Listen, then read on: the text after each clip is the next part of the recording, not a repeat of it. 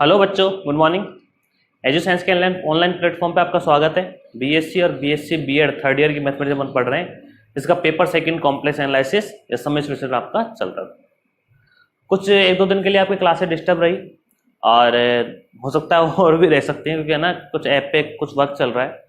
और दूसरी बात क्या है कि मैं केवल आपको दिख रहा हूँ पढ़ाने वाला, लेकिन मेरे पीछे भी बहुत सारे लोग काम कर रहे हैं, एक टीम काम कर रही है इस एप्लीकेशन के ऊपर। तो कोई दिक्कत वाली बात नहीं है, अपन कैसे मैनेज कर लेंगे उस चीज़ को। तो सबसे बड़ी चीज़ यही है, आप अपनी कंसिस्टेंसी बनाए रखिए, अपने पढ़ाई को बनाए रखिए, और कभी कभार ऐसा अनएक्सपेक्टेड गैप यदि मिलता है तो उस गैप में आप अपना रिवीजन कर सकते हैं। तो क्लासेज आपके पास सारी हैं ही, जितना ज़्यादा रिवाइज करेंगे, जितनी ज़्यादा प्रैक्टिस करेंगे, उतने ही आपके कॉन्सेप्ट क्लियर होंगे, उतना ही अच्छा आपको समझ में आने लगेगा। और थर्ड ईयर के कुछ बच्चे जुड़ना चाहते हैं तो ज़रूर जुड़ें और लेट ना करें बस अब, क्योंकि टाइम बहुत हो चुका है। फर्स्ट यूनिट अपने लगभग हाफ पार्ट कंप्लीट होने वाला है फर्स्ट यूनिट का, और जब अपन आगे कंटिन्यू करेंगे उसी चीज़ को। चलिए शुरू करते हैं। देखिए आगे विश्लेषक, कोशी, रीमान, इन सबको पढ़ते हुए अपन आगे बढ़ रहे थे। प्रसमवादी और प्रसमवादी संयुग्मी और फलन एफजेड को जेड के पदों में ज्ञात करना अपन ने सीख लिया था। लेकिन ये चीज सुनिए कि जो मिलन थॉम्सन विधि थी उसमें दो तीन टाइप हो गए। यू दिया जाए तो एफजेड फाइंड करना, वी दिया जाए तो एफजेड फाइंड करना, u माइनस वी दिया जाए तो एफजेड फाइंड करना, और u प्लस वी दिया जाए तो एफजेड फाइंड करना। और ये मिलन थॉम्सन मेथड से अपने सारे के सारे क्वेश्चन अपन कर चुके थे। कुछ कंडीशन वाले क्वेश्चन भी थे। अब लगभग तो इस यूनिट का जो ये विश्लेषिक फलन है, एनालिटिक फंक्शन से रिलेटेड जितना भी टॉपिक है वो कंप्लीट हो चुका है। ठीक है, लगभग पूरा नहीं हुआ, लगभग हुआ है। अब इसके अपन कुछ ऐसे क्वेश्चन डिस्कस करने वाले हैं जो आए तो कभी एग्जाम में नहीं है, क्या कभी कभार आए हैं किसी टाइम में, लेकिन वो आ सकते हैं और उनके बारे में आपको पता होना चाहिए। हो सकता है छोटे छोटे नंबर में डाल दे, तो देखिएगा ध्यान से। सबसे पहले जो मैं उठा रहा हूं वो ले रहा हूं साइन जेड का डेरिवेटिव। क्या कि डी अपॉन डी जेड और साइन जेड का डेरिवेटिव क्या हो रहा है ये देखते हैं अपन। आप सब लोग जानते हैं सर कॉस जेड होगा, साइन एक्स का तो कॉस एक्स था, ठीक है, लेकिन ये जेड क्या है कि सर जेड है एक्स प्लस आयोटा वाई, और ये जो जेड है ये भी क्या है एक्स प्लस आयोटा वाई। मतलब sine X plus iota Y का एक्स प्लस आयोटा वाई के रेस्पेक्ट में कर रहे हैं अपन। जो अपन अब तक पढ़ते थे ना साइन एक्स का कॉस है, वो रियल नंबर्स के लिए पढ़ा था अपन सब कुछ, लेकिन अब कॉम्प्लेक्स नंबर के लिए भी वही चीज अप्लाई होती है क्या, ये अपन को देखना पड़ेगा। अब तक जो बचपन से अपन पढ़ते आ रहे हैं कि साइन एक्स का कॉस एक्स का माइनस साइन एक्स, वो एक्स के लिए डिफाइन था और एक्स क्या था, रियल नंबर था वहां पर। ठीक है, और एंगल था अपने हिसाब से देखा जाए तो एंगल भी वो 0 1 2 3 30 40 45 ये भी तो रियल नंबर्स ही हैं, तो वो रियल नंबर्स के लिए डिफाइन थे। लेकिन अब हमें ये देखना है कि क्या जो डेरिवेटिव रियल नंबर के लिए थे वही डेरिवेटिव कॉम्प्लेक्स नंबर के लिए भी डिफाइन होते हैं क्या, कि क्या साइन जेड का कॉस जेड आएगा क्या, जैसे साइन एक्स का कॉस एक्स आता है साइन जेड का भी कॉस जेड आएगा क्या। तो इसको चेक करना है हमें। ठीक है, कैसे चेक करेंगे ध्यान से देखिएगा। आप लोग एक बात बताइए सॉल्व करने से पहले मुझे कि e की पावर आयोटा जेड क्या होता है, कि सर ये होता है cos Z plus iota sine Z, Euler theorem जिसे बोलते हैं अपन। ठीक है, पहले बता चुका हूं ये चीज, लेकिन फिर से रिपीट कर रहा हूं, एक बार आपको याद आ जाएगी दोबारा से कि e की पावर माइनस आयोटा जेड क्या होता है, कि सर ये होता है cos Z minus iota sine Z. तो e की पावर आयोटा जेड तो cos Z plus iota sine Z, और e की power minus iota Z cos Z minus iota sine Z. यदि दोनों को प्लस कर दिया जाए तो ये बनता है e की power iota z plus e की power minus iota Z equal to 2 cos z. Clear है। अगर 2 का डिवाइड कर दिया जाए तो कॉस जेड बन जाता है आपका e की power iota z plus e की power minus iota Z upon 2, ये आपका आ गया क्या कॉस जेड। ठीक है, सिमिलरली यदि दोनों को सब्सट्रैक्ट कर दिया जाए, माइनस कर दिया जाए, तो ये बनेगा e की पावर आयोटा जेड, ठीक है, माइनस e की power minus iota Z equal J और ये प्लस करोगे तो कितना आएगा 2 आयोटा साइन जेड। मतलब जो साइन जेड होगा वो होगा e की power iota Z minus e की power minus iota Z upon 2 iota, ये आपका साइन जेड हो गया। ठीक है, इसी की सहायता से इसी के साथ अपन करने वाले हैं इसका, देखते जाओ। चलो, तो साइन जेड का आप क्या लिखने वाले हो कि डी अपॉन डी जेड। अच्छा सुनिएगा क्या होगा, वो ये साइन जेड का होगा कॉस जेड ही, लेकिन कैसे होगा ये देख लीजिए इनकी सहायता से। साइन जेड की जगह आप क्या लिख सकते हो कि सर हम लिख सकते हैं e की power iota Z minus e की power minus iota Z upon कितना 2 आयोटा। तो 2 आयोटा को तो कहां लिख लो बाहर, कि 1 अपॉन, एग्जाम्पल है आपका ये क्वेश्चन, एग्जाम्पल है बुक में देख लेना। ठीक है, कौन सा है बता दूं थोड़ी देर में अभी। अच्छा सुनो, आप लोग लिखने वाले हैं क्या, D upon D Z bracket में ई की पावर आयोटा जेड ई की पावर माइनस आयोटा जेड, तो 1/2 आयोटा ई की पावर आयोटा जेड का कि सर ई की पावर आयोटा जेड और बाहर आयोटा, क्लियर। अच्छा ई की पावर माइनस आयोटा जेड का कि सर ई की पावर माइनस आयोटा जेड बाहर माइनस आयोटा, तो वो प्लस आयोटा हो जाएगा, क्लियर है यहाँ तक, कोई दिक्कत थोड़ी है।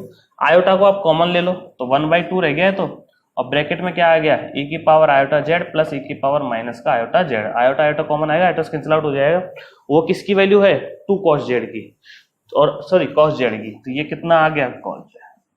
इस तरीके से आपका साइन जेड का जो डेरिवेटिव है वो क्या आता है, cos जेड आता है, क्लियर है। एक अपन log जेड का भी देखते हैं, एक बार नोट कीजिए फिर अपन आगे बढ़ते हैं।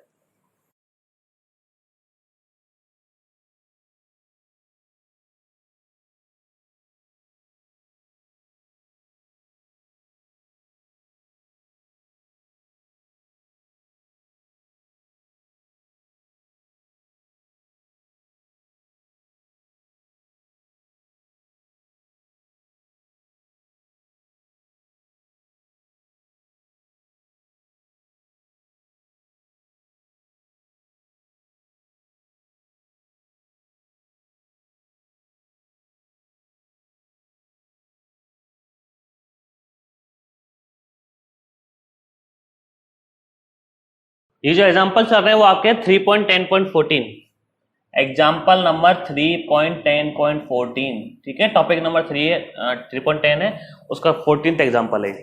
ए वाला हो चुका था, बी वाला है log जेड, ये आपसे चाह रहा है कि भैया डी अपॉन डी जेड आप बताइए log जेड कितना होगा, ठीक है, ये बताना है आपको। शुरू करते हैं, देखो आप ऐसे लेट कर लोगे, माना कि W equal to log z, कोई दिक्कत है क्या, कि सर नहीं है। अच्छा log इधर जाएगा तो e पावर ले लेगा, तो z इक्वल टू कितना, e की पावर w, क्लियर, इजी है। अब यदि z का w के रेस्पेक्ट में कर लिया जाए, मतलब dz अपॉन dw, तो ये e की पावर w का तो e की पावर w हो जाएगा। भाई इधर भी तो करोगे फिर अपन w के रेस्पेक्ट में कि d अपॉन dw e की पावर w, कितना हो गया ये e की पावर w हो गया, क्लियर, यहां तक कोई दिक्कत वाली बात नहीं है। आगे बढ़ते देखो ध्यान से। अब चाहिए तो इसका, तो ये है क्या एक्चुअल में कि सर ये है d अपॉन डी जेड और इसको आपने क्या माना हुआ है पहले से w, तो ये तो हो गया dw अपॉन डी जेड, लेकिन मेरे पास वैल्यू किसकी है, D Z upon D W की। अच्छा ये e की पावर w फिर से क्या आ गया कि सर z आ गया, e पावर w आया वो क्या है z, तो आप इसको 1 upon D W upon D Z नहीं लिख सकते क्या, कि सर लिख सकते हैं, इजी है। तो इसकी वैल्यू कितनी है z, तो कितना आ गया 1 अपॉन जेड, और यही तो चाहिए था कि भैया log z का 1 अपॉन जेड होता है। होता कैसे वो मैंने कराई दिया आपको, ठीक है, लिख लीजिए। एक और देखते हैं साइन इनवर्स वाला, नोट करिए, बहुत छोटी छोटी चीजें लेकिन पता होना चाहिए कैसे हो रही है, ठीक है, चलिए।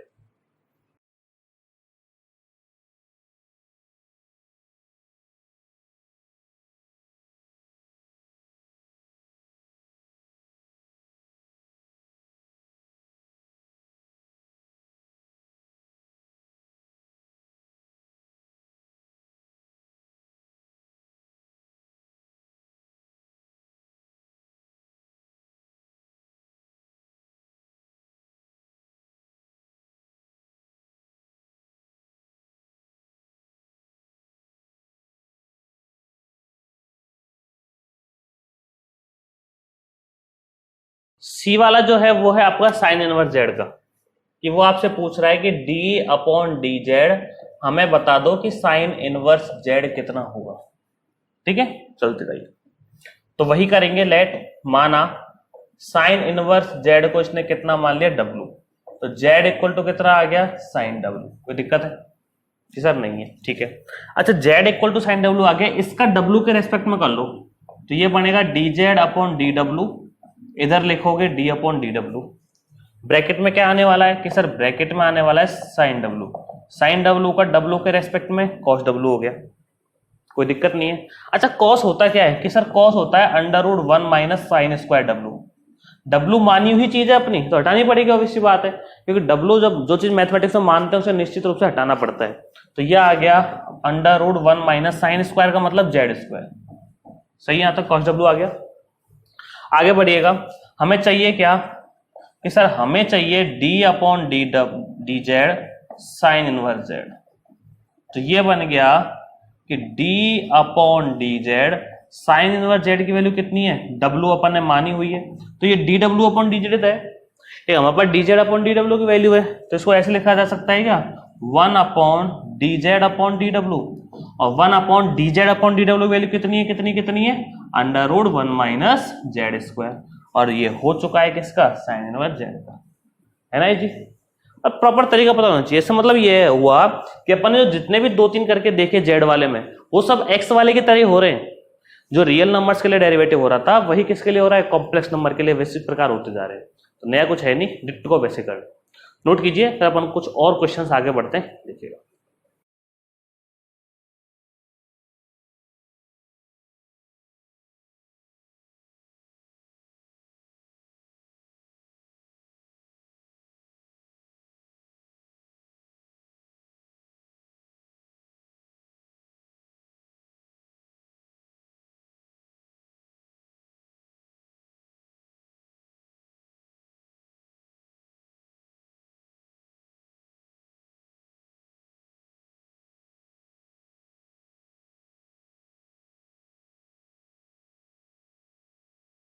आगे देखिए एक और एग्जाम्पल नंबर 3.10.18 है, और जो आपसे कह रहा है शो दैट, आप प्रदर्शित कीजिए del two upon del x square plus del two upon del Y square equal to 4 del two upon del Z del Y.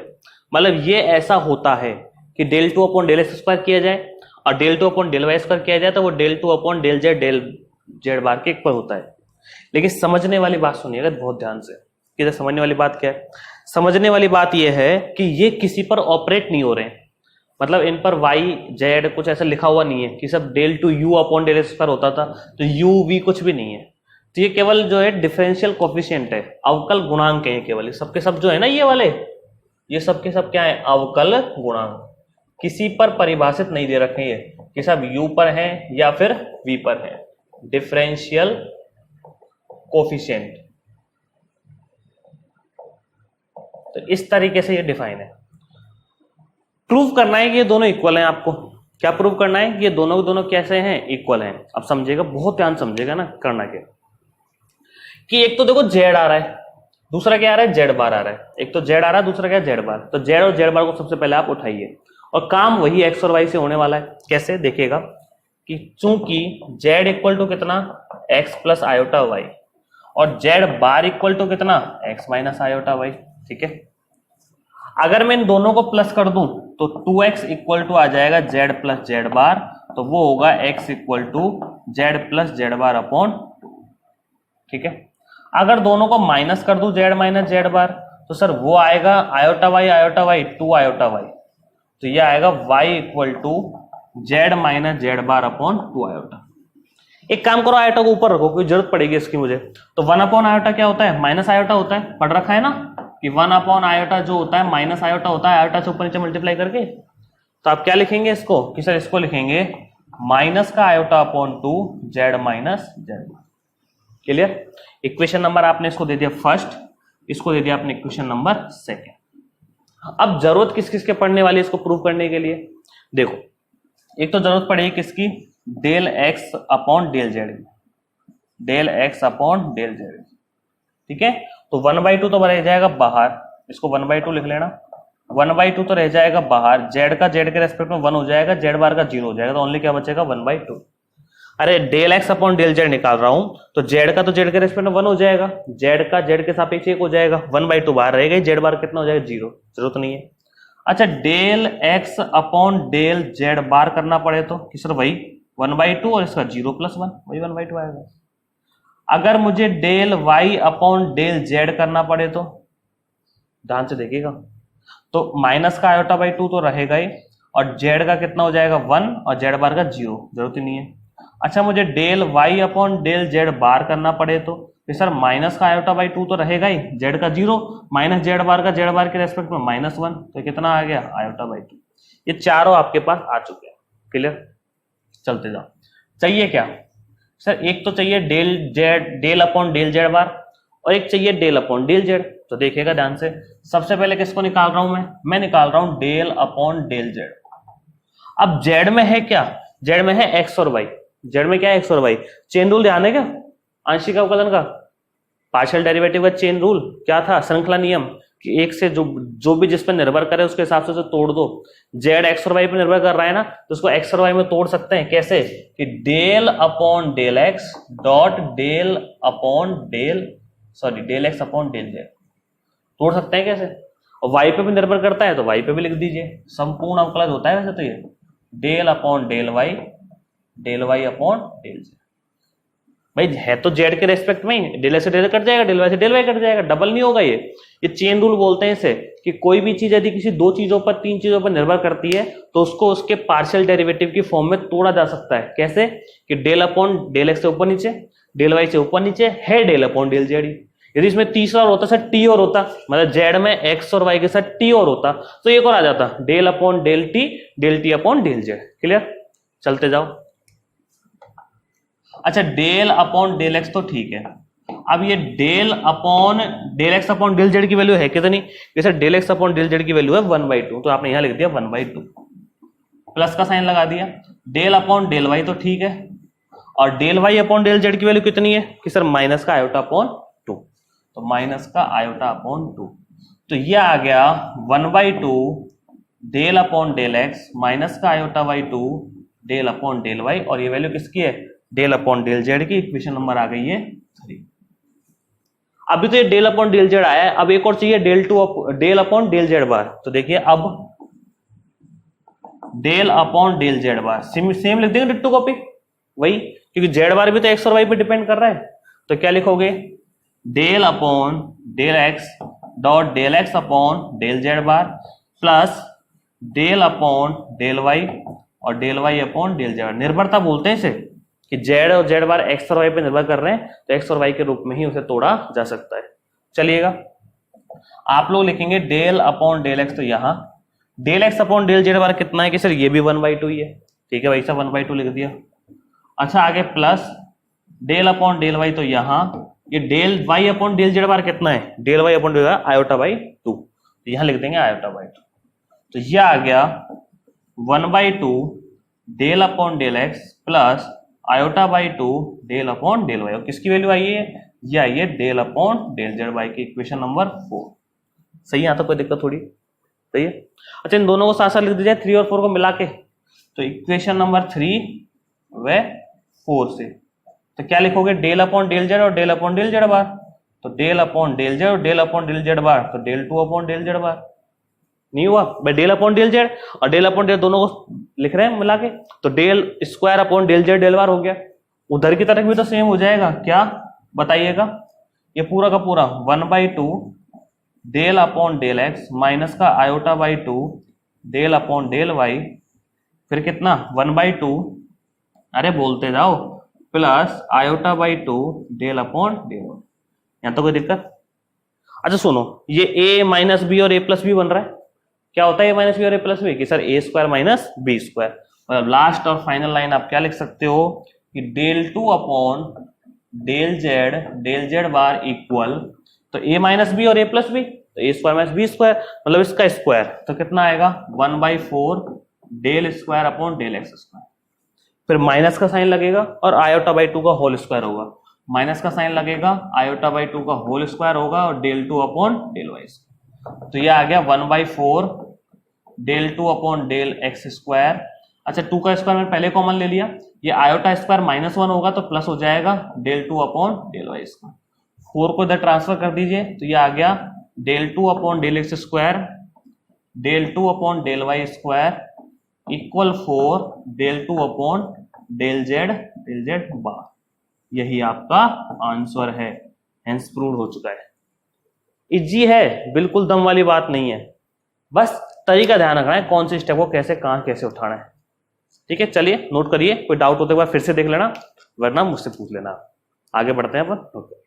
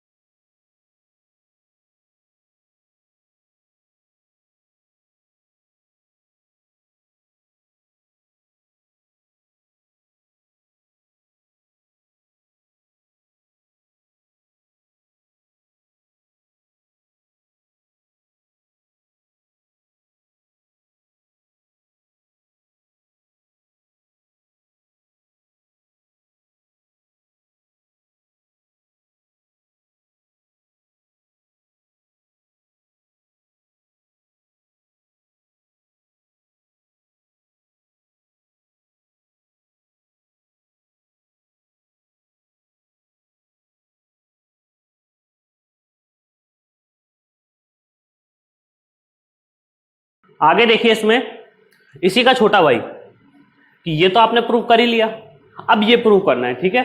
अब इसका छोटा भाई क्यों बोल रहा हूं, तो यहां से जो अपन प्रूव कर चुके हैं ना उसका यूज यहां करेंगे। अपन कैसे करेंगे देखते जाइए। सबसे पहले आप क्या उठाओगे, इसका एलएचएस पार्ट। आपको प्रूव करना है del 2 upon del x square plus del 2 upon del y square log mod f dash z equal to कितना है 0, ये प्रूव करना है आपको, ठीक है। तो आप इसका एलएचएस पार्ट उठा लेंगे। एलएचएस है कितना कि सर ये है del 2 upon del x square plus del 2 upon del y square log mod f dash Z लेके आना 0, ठीक है। अच्छा ये था कितना कि सर ये जो है ना ये है, ये प्रूफ कर चुके हैं। इसकी जगह लिख दूं, कितना लिखूं कि सर 4, ठीक है, ब्रैकेट में कितना del 2 अपॉन del z बार, ठीक है। और यहां कितना कि सर लॉग बोलते हैं फटाफट मॉड एफ डैश जेड, ठीक है। अब डायरेक्टली तो उसको सॉल्व करने में दिक्कत आएगी, डायरेक्टली इसको सॉल्व करने में दिक्कत आएगी, तो हम क्या करेंगे, इसको थोड़ा सा और सॉल्व करेंगे, कि मतलब इसको थोड़ा सा और एक्सपेंड करेंगे अपन चीजों को। कैसे देखिएगा, 4 del 2 अपॉन del z बार। अच्छा सुनो, 1/2 जो लिख रहा हूं मुझे बताना सही लिखा है क्या, मॉड एफ जेड का होल स्क्वायर। बताइए मैंने सही लिखा है क्या। कैसे, पावर 2 है, ये आगे आएगी तो 2 से 2 कट होगा, कितना आ जाएगा 1 ही आएगा, 1 की जरूरत ही नहीं है। दोबारा सुन लेना, इसको ऐसे लिखा जा सकता है, लॉग में किसी भी चीज की जो पावर होती है वो कहां आ जाती है आगे, तो 2 आगे आएगा तो 2 से 2 कैंसिल हो जाएगा, तो बात वही बनी ना, ठीक है। ऐसा क्यों किया है, उसके पीछे कारण है। आप एक फॉर्मूला पढ़ते आते हैं बचपन से, याद हो तो, और मैंने प्रूफ भी करवाया था और बताए हुए थे आपको, जब शुरू के लेक्चर थे ना डेमो, उन्हें प्रूफ भी करवाया और बताए भी है कि सर क्या, कि जो z डॉट जेड बार है वो मॉड जेड के स्क्वायर के इक्वल होता है। बता रखा है पहले कि z डॉट जेड बार जो है वो मॉड जेड के स्क्वायर के इक्वल होता है। मतलब अब जो इसे आप लिख सकते हो वो ये लिख सकते हो 4 del 2 अपॉन del z बार, ब्रैकेट में कितना 1/2, ये लीजिए 1, अच्छा 1/2 को बाहर ले आओ तो कितना रह जाएगा 2 रह जाएगा, लॉग क्या लिखूं इसकी जगह, सर इसकी जगह लिख दो F dash z plus F dash Z का बार। इस तरीके से मैंने इसको लिख दिया। क्लियर, आगे बढ़ते हैं। आप लिखने वाले हैं 2 तो बाहर, तो del 2 अपॉन del z और यहाँ पे del z बार ब्रैकेट में लॉग, अच्छा एक चीज सुनो, z बार होता है डॉट आता है बीच में, प्लस नहीं आता है, ठीक है। अच्छा log m इंटू n का फॉर्मूला बता दो कि sir log m into n क्या होता है, कि सर ये होता है log m into n, log m plus log m। log में जो चीज डॉट में होती है मल्टीप्लाई में होती है, बाहर किस में हो जाती है प्लस में, तो ये आएगा log m मतलब log f dash z plus log n तो log f डैश जेड पे बार। अच्छा f डैश जेड का बार लिखो चाहे जेड बार लिखो एक ही बात है, f डैश जेड का बार लिखो चाहे f डैश जेड बार लिखो एक ही बात, ओके। अच्छा सुनिए अब आगे, इसको क्या ऐसे लिख सकते हैं कि डेल अपॉन डेल जेड तो बाहर, ब्रैकेट में del upon del Z bar, यहां log f dash z plus log f dash z bar. यहां तक कोई भी किस तरह की दिक्कत नहीं होगी, सही है। आगे बढ़िएगा, अब इसका डेरिवेटिव कर दो, तो 2 del upon del z, z bar के सापेक्ष पार्शियल डेरिवेटिव करना है, जेड बार के रेस्पेक्ट ऑफ पार्शियल डेरिवेटिव या जेड बार के सापेक्ष आंशिक अवकलन, तो जेड वाले का तो 0, जेड बार वाले का होगा, तो इसका तो क्या आ जाएगा 0। ये लो, इसका क्या होगा लॉग का, कि sir 1 upon F dash z bar, log का 1 अपॉन होता है, फिर एफ डैश जेड बार का फिर से करोगे तो डबल डैश आ जाएगा, एफ डबल डैश जेड बार, आया ना। दोबारा सुनिए ध्यान से, मैं क्या कर रहा हूं, अपन कर रहे हैं log f डैश जेड का तो 0 हो गया, क्यों, क्योंकि आप जेड बार के रेस्पेक्ट में कर रहे हो तो जेड बार के रेस्पेक्ट में जेड का 0 हो जाएगा, प्लस का साइन लगा दिया, log का 1 अपॉन, तो 1 अपॉन एफ डैश जेड बार, और फिर एफ डैश जेड बार का क्या होगा एफ डबल डैश जेड बार, वो लिख दिया मैंने ऊपर। चलो ठीक, अब इसका किसके सापेक्ष करना है, जेड के सापेक्ष, इसका किसके सापेक्ष करना है, जेड के सापेक्ष। क्या यहां कहीं जेड है, सर यहां कहीं जेड नहीं है, तो इसका कितना हो जाएगा 0 हो जाएगा, तो 2 इंटू कितना 0 और आ गया 0, और यही 0 आपको लेके आना था, ये RHS हो गया। आप लोग लिख देंगे LHS equal to RHS, hence prove इति सिद्धम। क्लियर, बहुत आसान चीज है, कोई नया खास है नहीं, नोट कीजिए। इसके बाद अपन एक क्वेश्चन और देखते हैं अपनी एक्सरसाइज का, चलिए।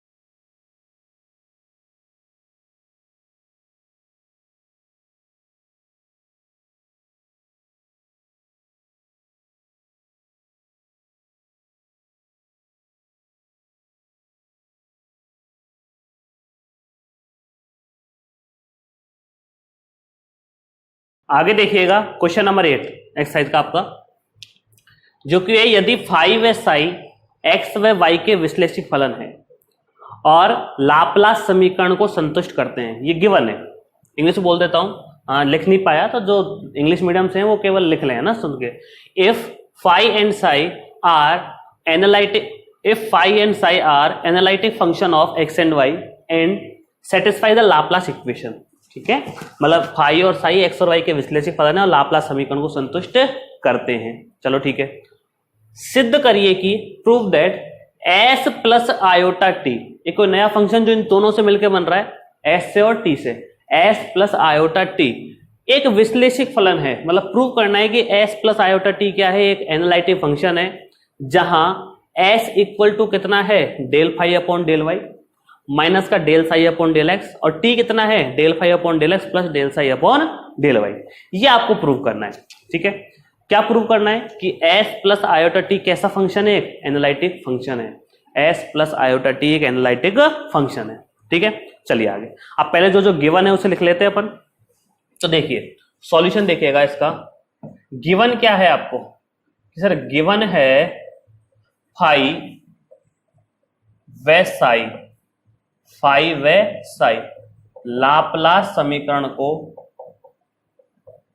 लाप्लास समीकरण को संतुष्ट करते हैं।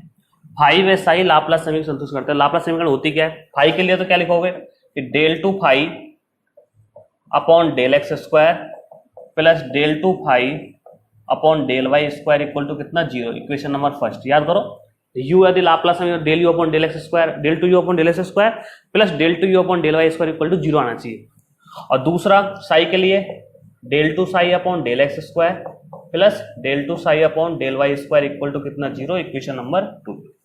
क्लियर, आगे बढ़ो। एक नया फंक्शन है, कौन सा, s प्लस आयोटा टी। तो लिख लेना कि माना या फिर let a new function, w से दर्शा दो इसे कितना, s प्लस आयोटा टी है। टू प्रूव क्या करना है सर, प्रूव करना है आपको कि s w equal to s plus iota t एक कैसा विश्लेषक या फिर एनालिटिक फंक्शन है। u s plus iota t कैसा फंक्शन है, विश्लेषिक फलन है या फिर एनालिटिक फंक्शन है। अब विश्लेषिक फलन प्रूव करने के लिए क्या होना चाहिए, विश्लेषिक फलन प्रूव करने के लिए होना क्या चाहिए कि जो फंक्शन है वो आपका सिंगल वैल्यूड होना चाहिए और उसका जो डेरिवेटिव है, फंक्शन का जो डेरिवेटिव है वो यूनिक होना चाहिए, ठीक है, एग्जिस्ट करना चाहिए। और उसके बाद CR इक्वेशंस को सेटिस्फाई करना चाहिए, कोशी-रीमान समीकरण को संतुष्ट करना चाहिए। अच्छा मुझे एक बात बताओ, जब ये u प्लस आयोटा वी होता था, जब ये u प्लस आयोटा वी होता था तब CR इक्वेशन क्या बनती थी, एक थोड़ा साइड में अपन कैलकुलेशन कर लेते छोटी सी, कि अब w बराबर s प्लस आयोटा टी है।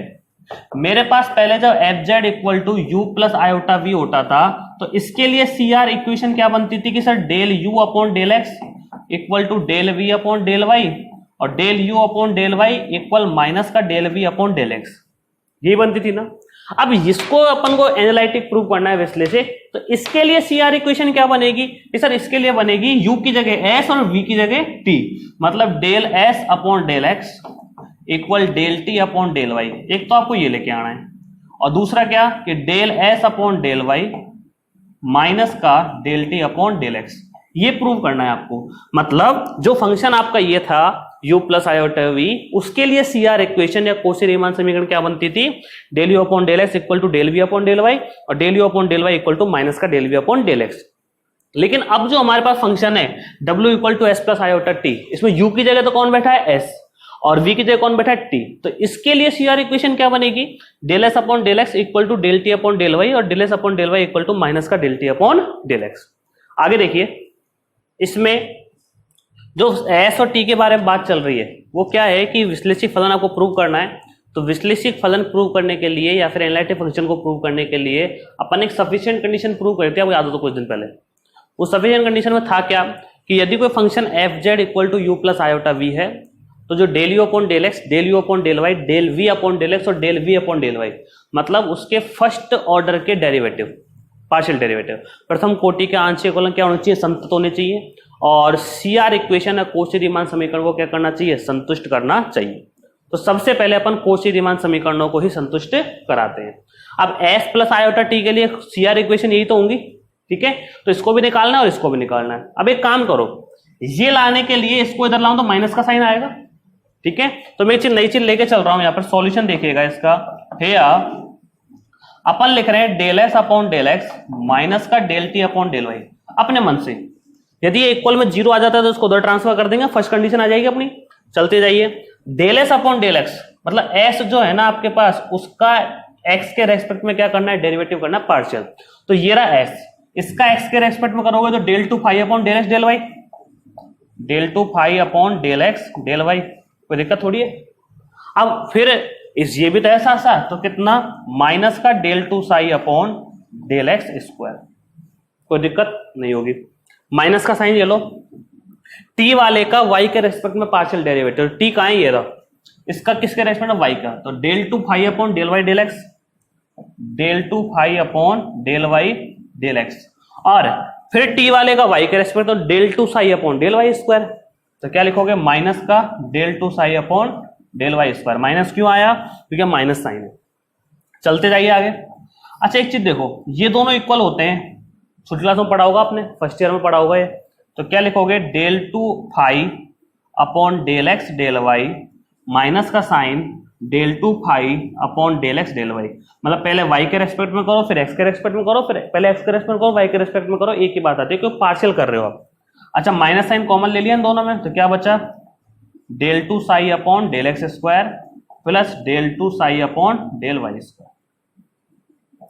अच्छा इससे तो ये कट गया, इसकी वैल्यू कितनी है, जीरो, ये रही बाई इक्वेशन नंबर 2। तो बाई इक्वेशन नंबर 2 आप लोग लिखेंगे कि del S upon del x minus del T upon del y equal zero, उसको उधर ट्रांसफर कर दीजिए, del S upon del x equal del T upon del y. एक कंडीशन तो ये आ गई, उसको इक्वेशन नंबर दे दिया मैंने 3, मतलब ये वाली आ चुकी है।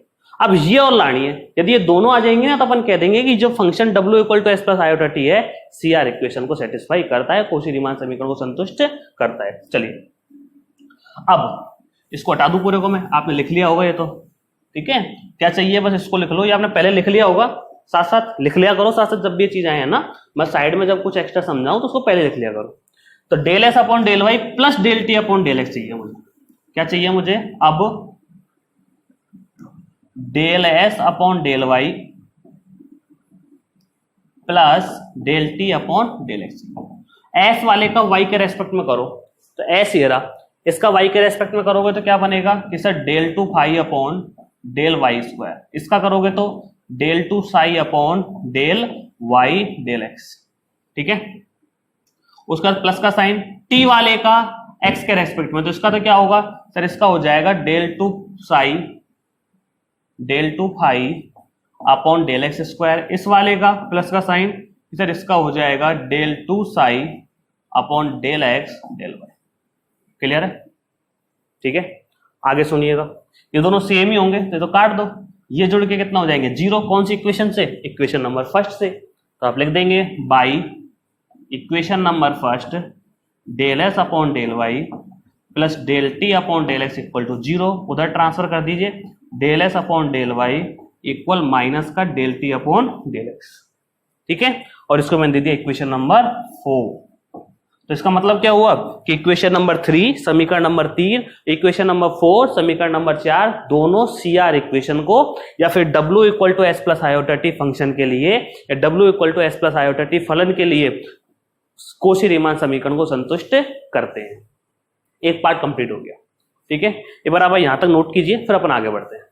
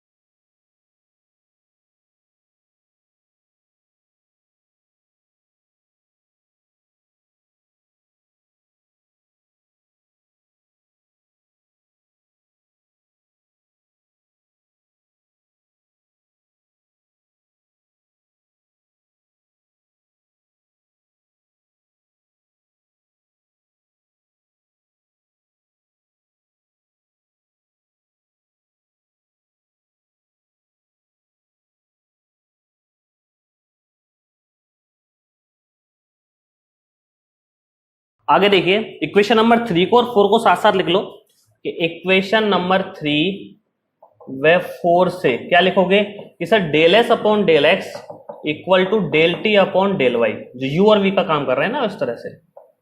और सेकंड है del S upon del y minus का del T upon del x, ये किसके लिए, एस और टी के लिए। अतः समीकरण नंबर 3 व 4 W equal to s plus iota t के लिए किसका, CR इक्वेशन को संतुष्ट करते हैं। कोशी-रीमान समीकरण ये तो होती है। अच्छा चलो, सफिशिएंट कंडीशन के अकॉर्डिंग CR इक्वेशन तो हो गई। अगला पॉइंट क्या था कि सर अगला पॉइंट था कि जो u और v हैं उनके जो फर्स्ट ऑर्डर के डेरिवेटिव है, u और v के फर्स्ट ऑर्डर के डेरिवेटिव जो हैं वो कंटिन्यूअस होने चाहिए। अब वहां u और v होते हैं, यहां कौन है, s और t। तो s और t के फर्स्ट ऑर्डर के डेरिवेटिव क्या बनेंगे, जैसे देखिएगा अब del s upon del x की बात करूं, जैसे मैं del s upon del x की बात करूं तो इसका x के रेस्पेक्ट में करोगे तो क्या बनेगा कि सर ये बनेगा del two phi upon del x del Y और माइनस का del two psi upon del x square. मतलब u और v के फर्स्ट ऑर्डर के डेरिवेटिव, क्योंकि वहां u प्लस आयोटा v होता था, u और v के प्रथम कोटि के अवकलज, क्योंकि वहां पर u और v के प्रथम कोटि के अवकलज संतत होने चाहिए थे, लेकिन यहां पर कौन है, s और t। तो s के और t के, जैसे मैं t वाला निकालू y के रेस्पेक्ट में भी आएगा, del T upon del x निकालते कितना आएगा कि del two phi upon del x square, और उधर से कितना प्लस का del two psi upon del x del y. ये दोनों भी क्या होने चाहिए, कंटिन्यूअस होने चाहिए। ये दोनों भी क्या होने चाहिए, कंटिन्यूअस होने चाहिए, ठीक है ना। अब बहुत ध्यान से सुनिएगा, क्वेश्चन एक बात कही है कि फाई और साई एक्स और वाई के विश्लेषिक फलन है। मतलब यहां फाई व साई ये क्या है, एनालिटिक फंक्शन है, मतलब विश्लेषिक फलन है। ध्यान से सुनिएगा, है ना। इसमें समझने वाली बात ज्यादा है, लिखने वाली बात कम है। विश्लेषिक फलन है। अच्छा, विश्लेषिक फलन होता क्या है, सर डेरिवेटिव उसका डिफरेंशिएबल होता है, अवकलनीय है। मतलब फाई व साई कैसे होंगे भैया, अवकलनीय होंगे। फाई और साई कैसे होंगे, अवकलनीय। और अवकलनीय वाला क्या होता है, संतत होता है। अवकलनीय वाला क्या होता है, संतत होता है। मतलब फाई और साई कैसे होंगे, अवकलनीय, तो ये कैसे होंगे भैया, संतत भी होंगे। एक्चुअल में फाई और साई है क्या, फाई और साई अवकलनीय है, मतलब जो फाई के डेरिवेटिव होंगे वो परिभाषित होंगे। फाई और साई अवकलनीय है तो फाई के जो डेरिवेटिव या फाई के जो अवकलज होंगे वो क्या होंगे, परिभाषित होंगे। मतलब फाई के जो अवकलज हैं del phi upon del x, del phi upon del Y, del psi upon del x, del psi upon del y, ये सब के सब क्या होंगे, ये सब होंगे आपके क्या, परिभाषित होंगे। मतलब ये एग्जिस्ट करेंगे, है ना, डिफाइन होंगे और एग्जिस्ट करेंगे। सिंगल वैल्यूड वगैरह जो सारा कुछ होता है वो सब होंगे, एक मानी वगैरह। अच्छा और सुनिए फिर एक बार और, जब ये सब परिभाषित है तो इन्हीं से मिलके कौन बन रहे हैं, एस और टी। देखो del phi upon del Y, del psi upon del x, del phi upon del x और del psi upon del y, इन्हीं से मिलके कौन बन रहे हैं, एस और टी। तो जो एस व टी है वो भी क्या करेंगे, एग्जिस्ट करेंगे। और जब ये अवकलनीय हैं, ये यदि संतत है तो ये भी कैसे रहेंगे, संतत। और संतत फलनों का जो डिफरेंशियल डेरिवेटिव आप निकाल रहे हैं वो भी कैसा रहेगा, संतत। देखते हैं ना। अतः del S upon del x व del T upon del x व del S upon del y व del T upon del y, ये भी कैसे होंगे, संतत होंगे। ऐसे कैसे लिख देना, बोले लिखना चाहो तो, है ना। और लैंग्वेज में लिखो तो वैसे लिख देना, कोई दिक्कत नहीं है। तो इक्वेशन नंबर इसको दे दिया मैंने कितना, 5। इस लाइन को इक्वेशन नंबर दे दिया 6। तो 5 और 6 से, 5 व 6 से जो आपका फंक्शन है फलन W S plus iota T क्या होगा भैया, विश्लेषिक होगा, विश्लेषिक होगा। बस ज्यादा कुछ नहीं किया, ध्यान समझेगा किया क्या है मैंने कि यहां आपके पास ये कंडीशन आ गई, मतलब कोशी-रीमान समीकरण संतुष्ट हो गई। अब जो सफिशिएंट कंडीशन थी पर्याप्त प्रतिबंधता, उसने कहा क्या था, उसने ये कहा था कि CR इक्वेशन संतुष्ट होनी चाहिए, साथ साथ u और v के फर्स्ट ऑर्डर के डेरिवेटिव, मतलब u और v के प्रथम कोटि के आंशिक अवकलज क्या होने चाहिए, संतत होने चाहिए। अब वहां fz equal to u plus iota v था, तो u और v के प्रथम कोटि के अवकलज del u upon del x, del u upon del Y, del v upon del x, del v upon del वाई। लेकिन यहां क्या है, s और आयोटा t। तो एस और टी के क्या होंगे, del S upon del x, del S upon del Y, del T upon del x, del T upon del y. तो जो ये है ना del S upon del x और del T upon del x, और ऐसे ही del S upon del Y और del T upon del y, वो मैंने निकाल के रख लिए दो। ये दोनों कैसे आने चाहिए, कंटिन्यूअस, ठीक है, संतत आने चाहिए। क्वेश्चन ने खुद ने कह रखा है फाई और साई विश्लेषी फलन है, एनालिटिक फंक्शन है, ठीक है भाई। एनालिटिक फंक्शन होता क्या है, वही सिंगल वैल्यूड एक मानी और उसका अवकलनीयता द्वितीय होती है, मतलब डिफरेंशिएबल होता है, वो लिख दिया मैंने, अवकलनीय होता है। अवकलनीय फलन क्या होता है, संतत। फाई और साई से मिलकर ही ये बन रहे, कौन, एस और टी। तो फाई और साई से, इनके डेरिवेटिव से मिलकर तो बन रहे हैं ये, इनके अवकलजों से। तो ये भी कैसे होंगे, परिभाषित होंगे, एग्जिस्ट करेंगे। अब ये है तो एस और टी भी करेंगे, क्योंकि एस और टी इनसे तो मिलकर बन रहे हैं, तो एस और टी के जो डेरिवेटिव होंगे वो भी संतत होंगे। हो गया काम हमारा, ठीक है। आज की क्लास में इतना ही, बाकी पढ़ेंगे अपन कल। एक दो दिन के लिए जो डिस्टर्बेंस हुआ था उसके लिए कोई दिक्कत नहीं है, अपन कैसे भी कहीं भी कवर कर जाएंगे उसको। तो आप भी साथ साथ पढ़ते रहिए और रेगुलर क्लासेस लेते रहिए। 12th का, फर्स्ट ईयर का, सेकेंड ईयर का, थर्ड ईयर का, चारों बैच रनिंग में है, जरूर जुड़िए। और जो आपके साथ वाले बच्चे हैं थर्ड ईयर के, उनसे कहिए जल्दी जल्दी कोर्स ज्वाइन कर लें, लेट ना करें। बाकी मिलेंगे आपसे नेक्स्ट क्लास में। Thank you.